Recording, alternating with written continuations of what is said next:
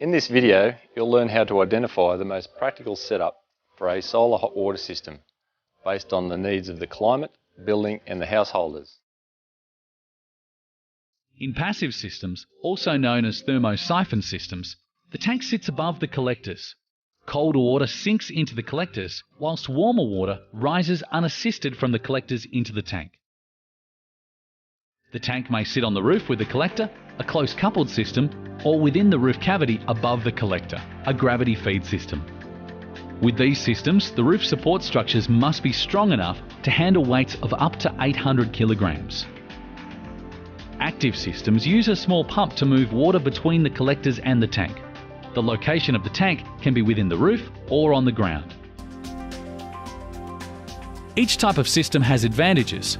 A passive system is space-saving and is easy to maintain with no moving parts. An active system is unobtrusive, lightweight, can use an existing tank, and the tank can be located closer to where hot water is used, reducing heating loss in pipes, but the pump uses some energy. There are two collector types to choose from: flat plate and evacuated tubes. Evacuated tubes have the advantage of receiving perpendicular radiation for a greater part of the day. This, combined with their vacuum insulation, means good winter performance. Flat plate collectors, particularly if purchased as part of a closed couple system, can be more affordable than evacuated tube collectors.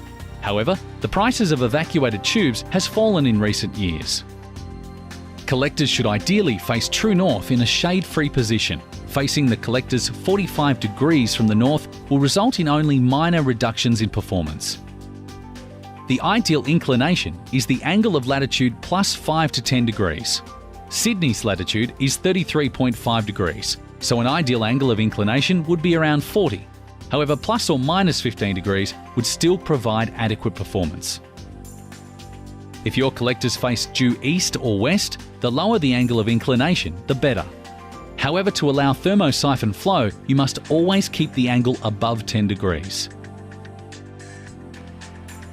For the correct sizing of your collectors and tank, consult manufacturer's guidelines to see what is best for the climate and household. In places with minor frosts, evacuated tubes may offer enough inbuilt protection. In climates with regular frosts, indirect or closed-loop systems are the most popular and reliable form of frost protection.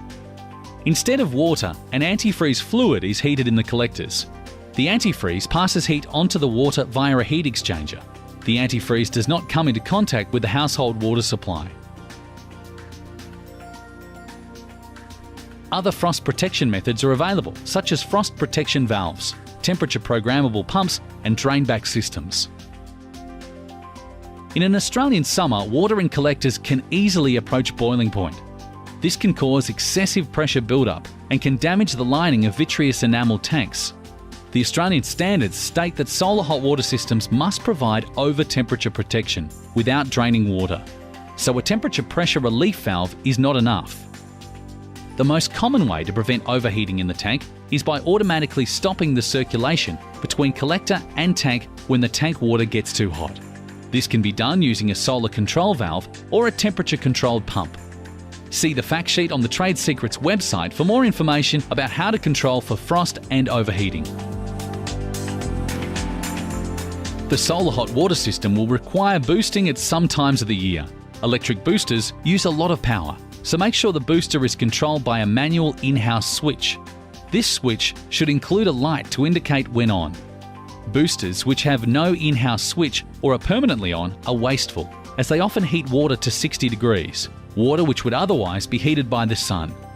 When advising the householder on their energy tariff options, explain the pros and cons of each option. A regular tariff allows boosting at any time, but it won't lead to a reduction in their bills if their previous system was electric off-peak. Off-peak will be cheaper, but may not fit the hot water usage patterns of all households. If available, extended off-peak or off-peak 2 is often a good compromise. Natural gas boosters have the advantage of lower emissions and running costs compared to electric boosters, and also aren't subject to time of use restrictions. Install a timer on gas storage boosters to ensure the gas does not heat water which would otherwise be heated by the sun. So, select the system for the climate and use appropriate temperature controls. locate the collector and tank to maximise performance, install a manual boost switch, and connect to a tariff which minimise emissions and costs. For more information and to download a fact sheet, go to tradesecrets.org.au.